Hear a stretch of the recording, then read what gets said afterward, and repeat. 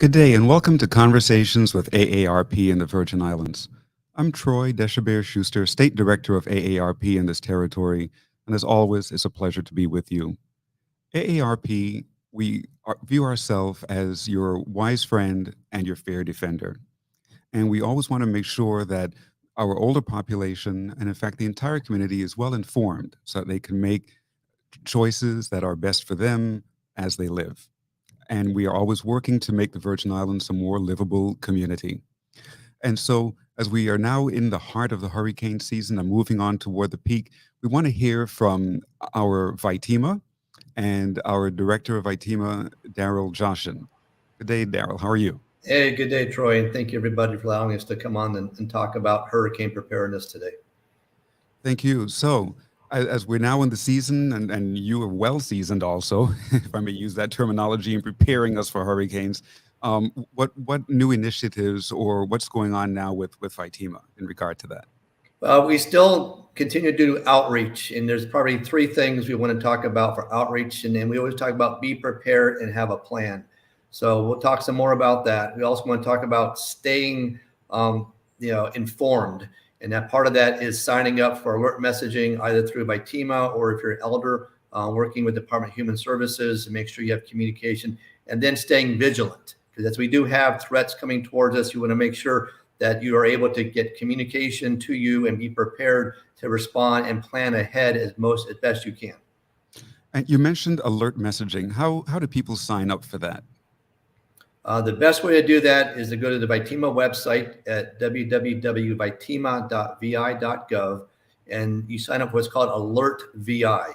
You go there and you need to have an email address to go in there and register, and you can get messaging by text messages, by phone calls, by emails. You can sign up for English. You can sign up for Spanish. So we do reach out to a lot of the community for that.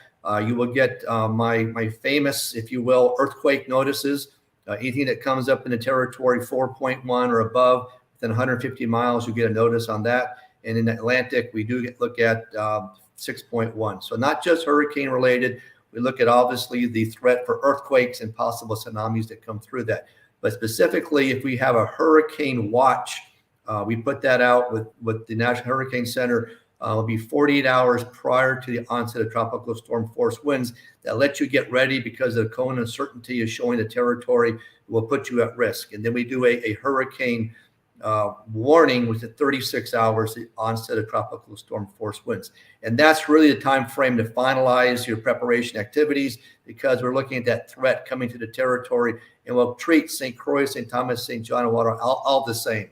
So it's important that we had that messaging. Besides the Alert VI system, VITEMA uses what's called IPAWS, which is the Integrated Public Alert Warning System, that on your phone, we will push those messages out that will give you the alert and the warnings that a hurricane is coming. So that's the other piece. You don't sign up for that. If you have a mobile phone, if you're connected within the cell tower, you'll get that message coming to you. The other way we can do it is also the National Weather Service has a broadcast they'll put out also on the weather band radio for any watches or warnings that come up. So multiple ways to do that. And of course, Governor Bryan will ask me to come up and we'll do a press conference together. We'll do a Facebook Live, and we'll talk about exactly what's the threat is, where it's coming, and how you can take preparations for that. And if we have to open up, shelters, we'll talk about which shelters open up. But we do want you to try to stay at home, stay with friends. That's where you're going to be most comfortable. If you do have at risk, start that discussion now. Figure out where you're going to go and when you're going to go. A lot of individuals say, well, I'll wait to the last minute. Please, we don't want to put you at harm's way. We don't want to put our first responders at harm's way to try to come rescue you. So look at those discussions and have those discussions now. It's going to be a long hurricane season. It's been a quiet one so far. But I can tell you, starting the 15th of August, that's the height of the hurricane season, from 15 August to 15 October. We have a lot of Sahara dust still in the territory now. That's why we have the low probability of the formation of tropical cyclones. Everything's way south right now, which is okay. But at some point, nature will take that dry air away. It'll become moisturized, and the condition will be such that we'll start seeing those waves that are coming off about 2 or 3 a week right now. They'll be potentially developing into tropical cyclones. Okay, so talking about the earthquakes, we get the alerts about the earthquakes. Of course, that's after the fact, just by the nature of earthquakes. But what about the tsunami warning? How is that done? Are there sensors out in the ocean that tell us when a tsunami is approaching, or is it simply because of the distance and the magnitude of the earthquake? How do you determine to sound the tsunami alert, if you will? Yeah, there's a couple different ways to do it, and we actually get the alerts that come from the Pacific Tsunami Warning Center in Hawaii. That's where they actually do the calculations, and any earthquake that goes above that threshold, we talked about it, or 4.1 locally here, or 6.1 within the Atlantic, anywhere, the analysis is done. Usually very quickly, they'll come back and say there's no threat. But if there is a threat, the analysis goes on. It takes about 10 minutes for them to actually process that. But there are buoys out about 300 miles north of the territory and 300 miles south of the territory. It'll give us a little bit information ahead of time. The tsunamis travel very, very fast, similar to how a jet airplane travels. So it could be a matter of minutes or it could be hours. So that's one mechanism by which we get the information alert. Also, we're finalizing our tsunami sirens in the territory that were damaged after the hurricanes Irma and Maria. There's 44 total we've put out. We finished putting them on St. Thomas, St. John, and Water Island. There's actually one on Water Island. And we're starting the final 17 on the island of St. Croix, where I am today. We've already put about 3 or 4 of those in. And we hope, based on the process, we'll be finishing up here at the end of the month of August.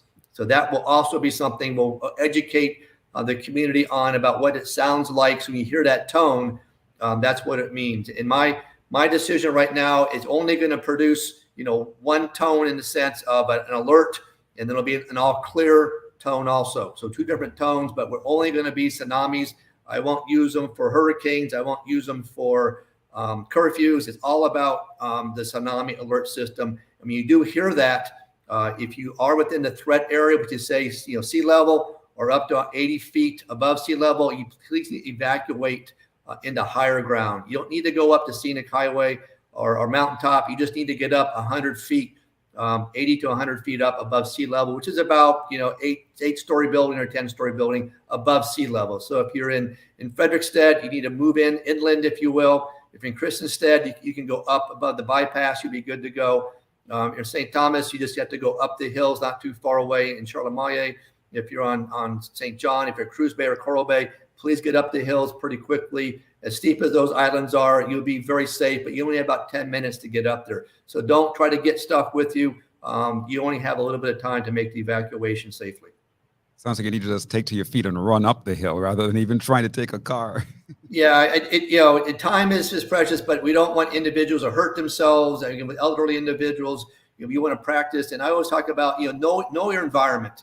You can download some apps on your phone, and one's called My Altitude for Android, one's called My Elevation for iOS, and you can see what your elevation is. So if you're at work, at home, at church, get that comfort level, because if you're already at 80 feet, you're good to go. You don't need to do anything. You may have some visitors come to you from the seaside, but you're good to go. If you happen to be on a shoreline, same beaches you go to, start thinking about where you would go to evacuate. If you're at Megan's Beach, for example, on St. Thomas, you need to get to higher ground. It's very steep, but you have to get up there. If you're way down at the one end of Megan's, it's going to take you a little while. You may want to try to figure out, is there a path up in the bush to get you up that level? It may be better to go up first as opposed to try to go across. Because again, time will be against us if we have that threat. But those tsunami alarms are actually activated at my 911 centers on St. Croix and St. Thomas. So while the alert comes out automatically from Hawaii and the messaging you get, the actual pushing the buttons we do at VITEMA itself. Understood. And talking about the Sahara Dust now, going back to the hurricanes, is it absolutely a fact that the Sahara Dust helps to keep cyclones from forming? And the science behind of that? Yeah. It has to do with the low humidity. It has to do with the fact it's dry air. Moist air is one of the requirements for a tropical cyclone to form. So you basically have a path that's coming off of Africa as waves. We see them come through this time of year. It's about every week they come through, and they'll be intense for a couple of days, and they'll slacken. but then they will shift them either north, or they'll basically will eliminate that dry air, and the moisture will come. Moisture is one of the ingredients. The other is the temperature of the water. And we worry about, temperature of water getting above that 82 degrees is a concern. We talk about wind shear. If you have a strong wind, that keeps the cyclones less likely to form. So as that winds reduce down, they become more that upward current and develop that opportunity for the cyclones to form. So it's one of about 4 or 5 measures, but it definitely keeps the probability very low for that formation for tropical cyclones. Every year, VITEMA engages in certain exercises, certain practices to get ready for hurricane. Can you tell us a little bit of what you all have been doing recently to prepare the territory for hurricanes? Yeah. Thank you, Troy. VITEMA is a coordinating agency. So what I need to do is work with all of my other lead agencies. So one thing we do each year, we do what's called a patient evacuation drill. If someone has to get evacuated out of the territory, we work through the hospitals, Department of Health to make sure they can get out safely, and we can identify who they are and where they're going to go and the conditions to bring them back. Some lessons learned from both hurricanes Irma and Maria. The other thing, we work with Department of Human Services to exercise our congregate shelters. Last year, we worked on the island of St. Croix with high COVID concerns, but make sure it was safe. If someone chose to come to a shelter, what the conditions were, how we would safely bring you in, how we would protect you, how we would take care of you and count for you and get you back out after the storm. Or if you did lose your house or your roof, get you back in the shelter for what we call, post-hurricane shelters. We just finished an exercise on Friday, a fantastic exercise on Friday. The Department of Human Services, VITEMA, the National Guard, Department of Public Works, VI Police, and the Red Cross. Red Cross was there, fantastic to walk through. We actually moved equipment from Red Cross on Thursday. We did at Lockhart School, elementary school, over at Concord Lockhart, over on St. Thomas.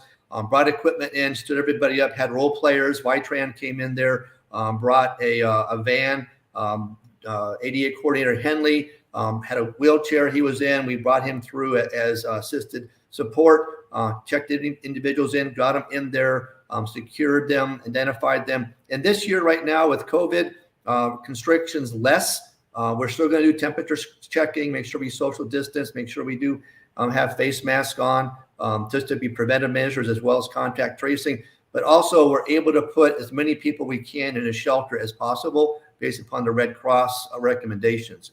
The last year, we had to reduce the shelter by 2/3 because of the number of social distancing challenges. But this year, we're able to bring it down so we can put a lot of people in shelters. We have over 800 places identified for congregate shelters on St. Thomas, which is primarily Edorcan High School, which is over on the east side, as well as Lockhart. And then on Water Island, there's a community center. On St. John, we have the Adrian Senior Center. And then on St. Croix, we have DC Canagata, as well as Complex. And then if you have a medical special needs shelter, you should already coordinate with the Department of Health, and they have identified Schneider Medical Center on St. Thomas. That's where you would go, already pre-identified to go. And then this year on St. Croix, it's going to be CTEC, which is just a side just left of Complex. So that's already identified to have individuals coordinate. And we have worked with Vitran to make sure individuals can come there and be safe if we have to have that. And it's really up to Governor Bryan and a recommendation. We have a major hurricane threat that's category 3, 4, or 5. With that onset of that cone of uncertainty,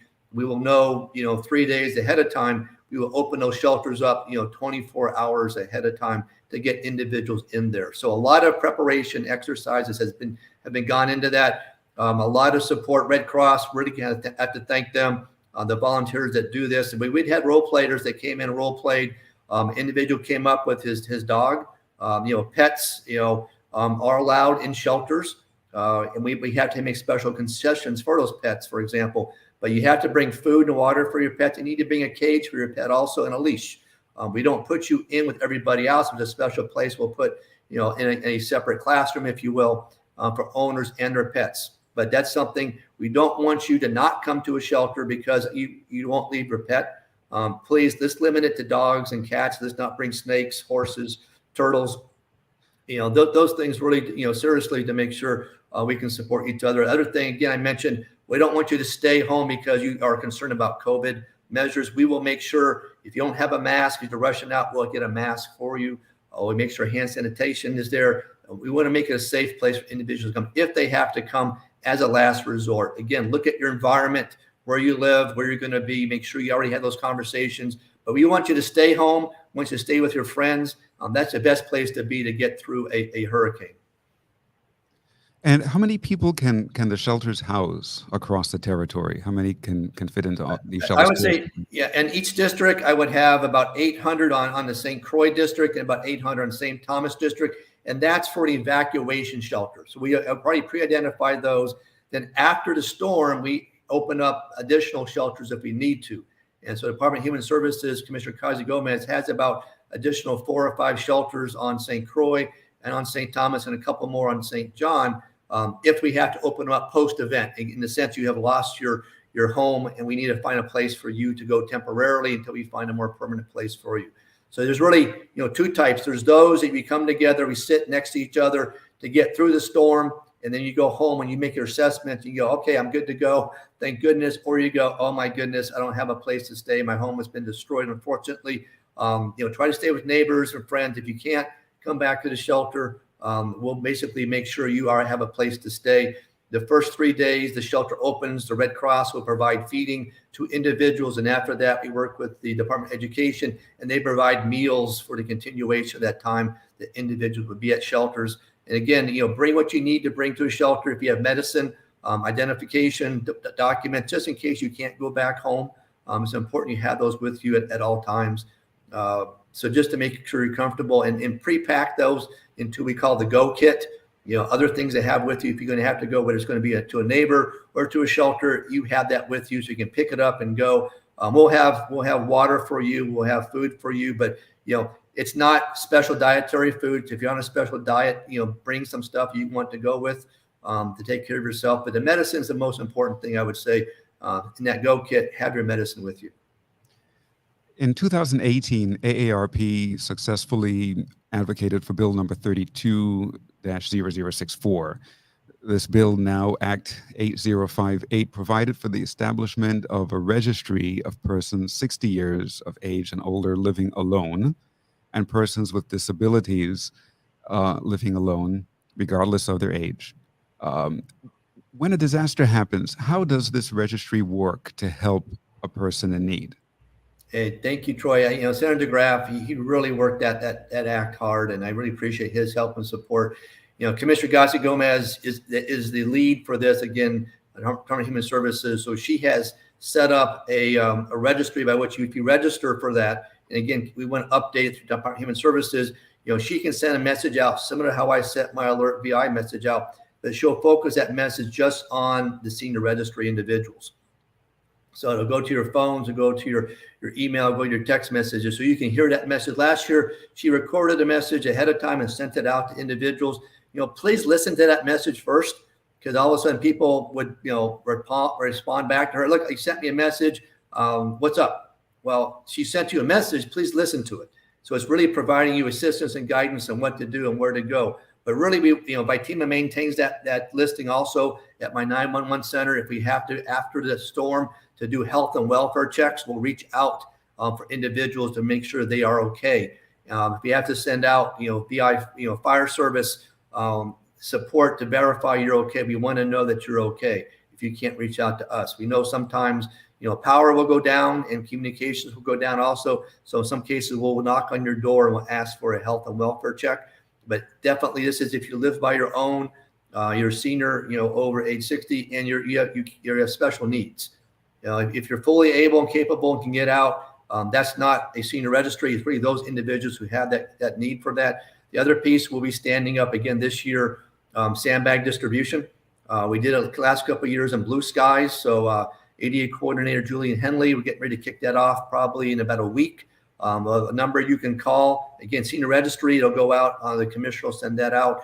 And if you need additional sandbags, soon 6 sandbags, we'll be able to get those delivered to your home, during the month of August. We call this Blue Sky sandbags. Again, if you're able to get out and about, we'll actually set up distribution also at the fire station, Department of Public Works. We're going to do it twice a week on Tuesdays and Thursdays. Press release is coming out shortly. But for those individuals who cannot get out and about, and you do have concerns about water, coming in, the wind-driven rain, we'll be able to get sandbags delivered to you. We've done this for the last couple of years, and we offer that service again.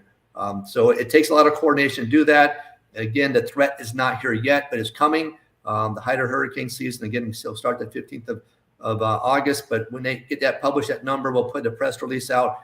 Please call and get an appointment to have those sandbags delivered to your doorstep and to help you out. Fantastic. And we thank you and Commissioner Causey Gomez and ADA Coordinator Julian Henley for looking out for the older population and making sure that those with disabilities also have all that they need, and that this registry is so well stood up so that it can really be of benefit to that population, to that demographic in the case of a natural disaster.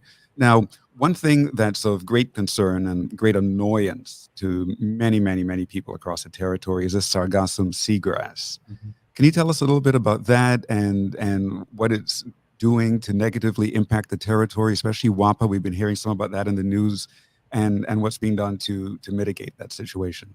Yes. The Sargassum, influx is the term we're using. It's been coming through every year, and working with Commissioner Oreo from DPNR. He's our incident commander for this particular emergency. This year potentially is probably the largest influx that we have seen almost in the Caribbean.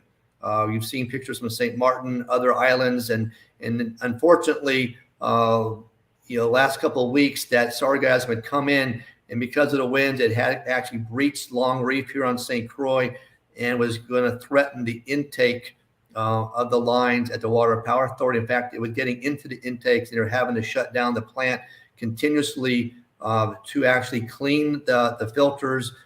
It was not, resulting in poor quality output. The quality is still there. However, it was reducing the amount of output that we were doing. So the concern was we're in a drought. I think it's still. So the amount of water storage is very low right now in Water Power Authority. They can put 22 million gallons on St. Croix in that storage tank. Right now, we're down to about 10 million gallons, and that represents about 2.5, 3 days of water available if you're in Water Power Authority. So usually the reverse osmosis system can put out 3.7 million gallons per day, but because they're having to clean those filters, instead of once a week, it's like 3 or 4 times a day. Every time divers have to go into the intake and pull out that sargassum, they have to take the reverse osmosis offline.